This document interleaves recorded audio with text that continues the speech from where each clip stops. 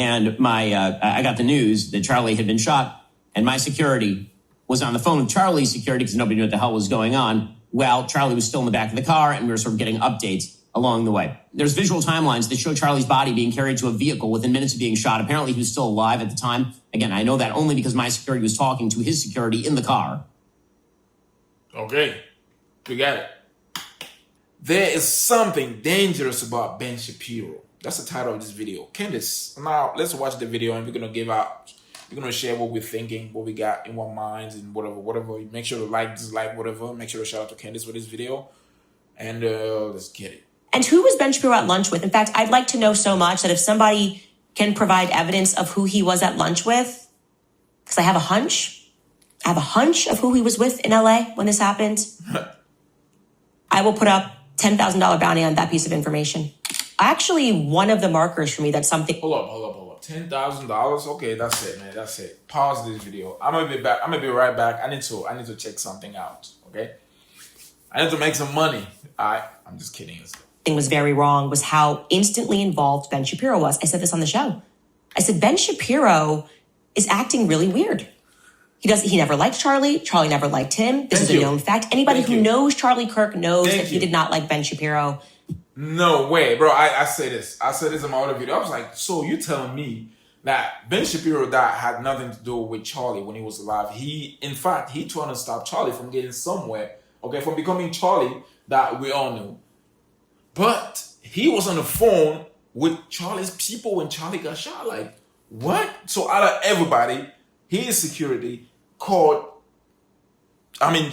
security called Ben's security. Like, make sense out of this, bro. Because Ben Shapiro attempted to stop Charlie from rising. It's just a fact. Thank you. Like everybody else. Thank you. When he began his career, ooh, that's cool. It's Ben Shapiro. I'd love to work with him. And then you find out about Ben Shapiro's character and how he operates behind the scenes to stop people. Just like Megyn Kelly has had that experience recently. It is just who Ben is. It's how he was raised.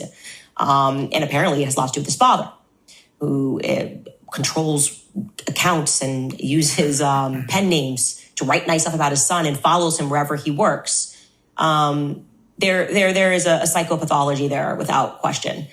Now, I kept saying that I don't know how, but I do feel that somehow Ben Shapiro was tied up in this. I'll pick up the bloody mic. He races to give $1 million. His company is suffering, but he's giving $1 million, Turning Point USA. Thank you. I said that too. My mind was, when I heard that he gave $1 million, I was like, hold up. He did not even like it. He had nothing to do with Erica, okay? He had nothing to do with Erica. And I heard that he gave $1 million. I was like, okay, something is not right. Something's not right. And she's saying the same thing. Let's go. Erica allows him to open despite what she knows, which is that her husband didn't like this guy at AmFest. What is going on here? Thank you. What is actually happening here? Then there was this really strange phone call that I had with Matt Walsh, and I did not know that Ben Shapiro was in town on this date when I had the phone call.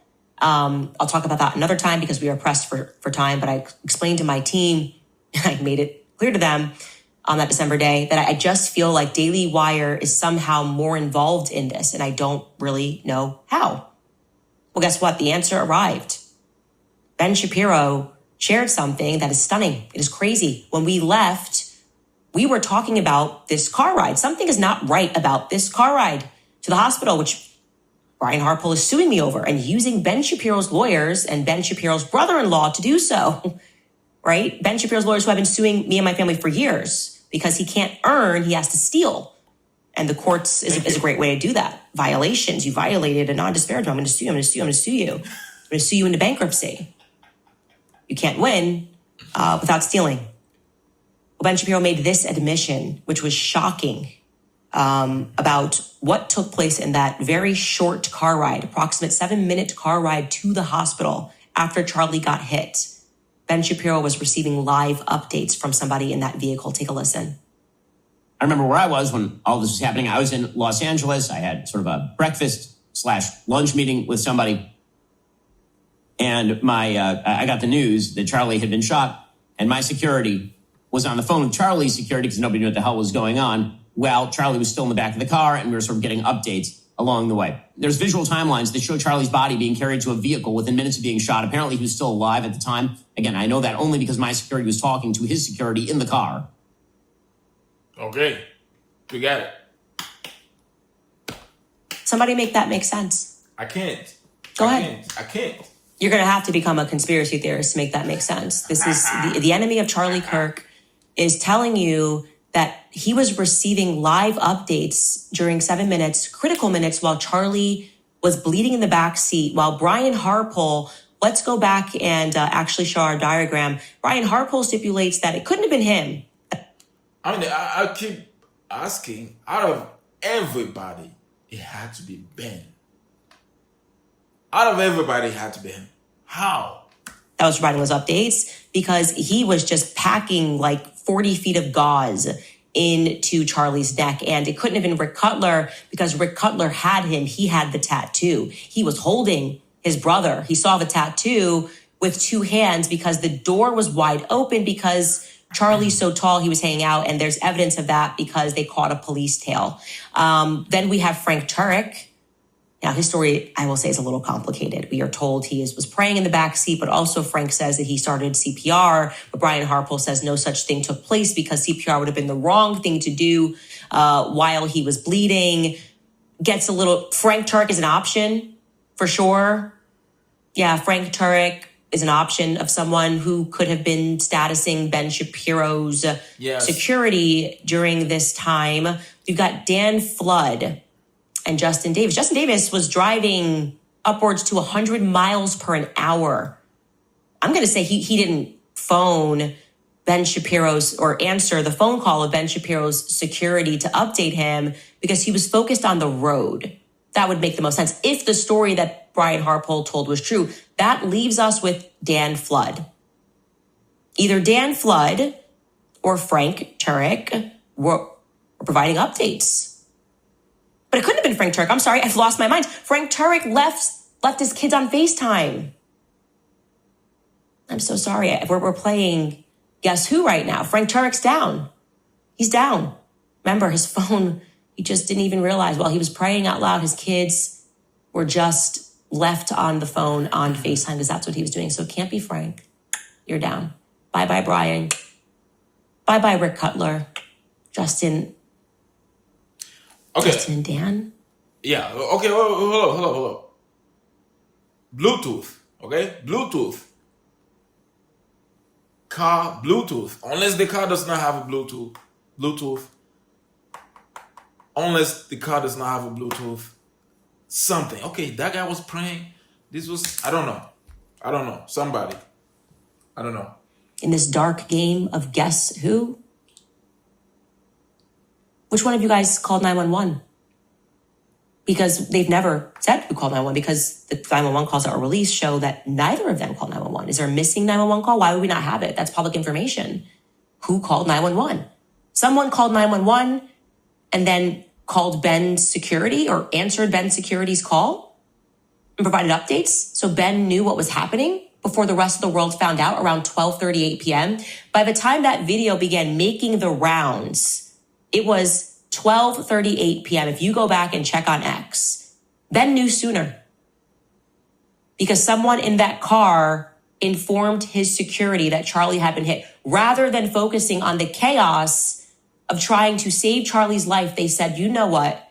911 can wait. Ben needs an update right now. I know what my gut is telling me about Charlie's assassination. I've been clear on the fact that I believe Israel is involved, and I've been clear on the fact that there is something very dark about the history of Ben Shapiro, the way that he stalks and obsesses. I've made it clear on this show that it's getting to a point when you get fired from a company and for 2.5 years, they stalk you via the court system. There's something that starts to feel dangerous about it. And I've been saying he's too close to this situation. Ben is just too close to this situation for someone who was not friends with Charlie Kirk. And the panic of which a bunch of influencers then tried to come out and persuade the public that this was normal, that they were all receiving that they're lying through their teeth. Tim Pool is lying through his teeth. He did not receive updates from somebody in that car about Charlie's status. Jeremy Boring, who just wanted to insert himself, jumped in and tried to pretend that it was my security that was getting those updates. I confirmed that is a lie. They said they were not on the phone with anybody in that car during those crucial minutes. Okay? Jeremy Boring lied through his teeth.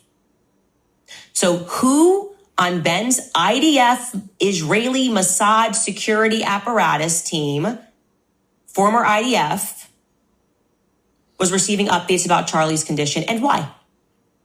And who was Ben Shapiro at lunch with? In fact, I'd like to know so much that if somebody can provide evidence of who he was at lunch with, because I have a hunch of who he was with in LA when this happened, I will put up $10,000 bounty on that piece of information. Tips at CandaceOwens.com. 10,000 bounty. Just want to know who he was at lunch with. So I don't like this. That's a lot of cash. Come on, somebody. I know what my gut has told me about this situation from the moment that it took place. I know what beyond my gut and beyond my dreams, the statement from Andrew Colbert, it was supposed to be you. Was it? Was it?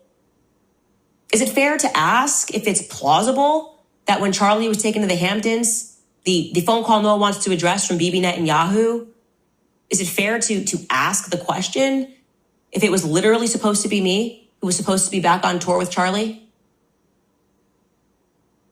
Did he say no to killing Candace Owens?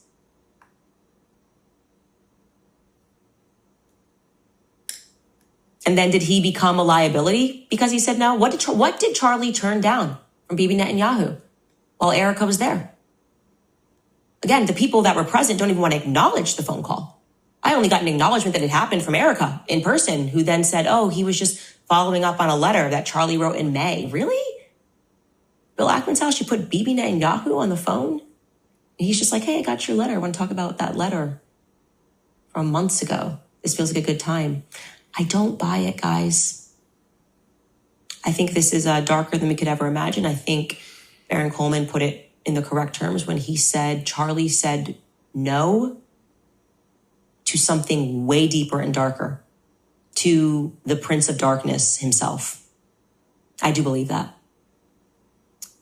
We're going to find out more. I am on top of that car. Do not stop investigating, okay? All of these sidetracking stuff, these reports coming out, trying to say this person, oh, even looking into this makes you put a target on air.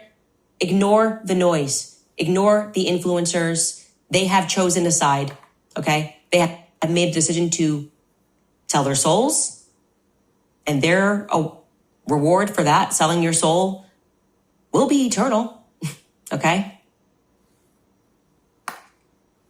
That's a very great video. Okay, very nice video. My question is, I got so many questions, okay? I've said this before. When I watched the video of Ben Shapiro saying his people were on the phone with Charlie's people, I was shocked. And when I heard about $1 million donation, that was something else, bro. That was something else. Like I couldn't, it makes no sense at all. It makes no sense. Okay? Nothing makes sense. Nothing. I mean, nothing has been making sense since the beginning of this, whatever this is that we're doing over here. You get what I'm saying? What do you guys think about this, man? Shout out to Candace, like always. Good video. Okay. Like, dislike, comment, do not comment. I'm going to be back again with some more videos. Let us know what you think about this, man. I mean, I'm in LA, but I cannot tell who Ben Shapiro was having lunch slash dinner slash breakfast slash afternoon food, whatever that was. You get what I mean?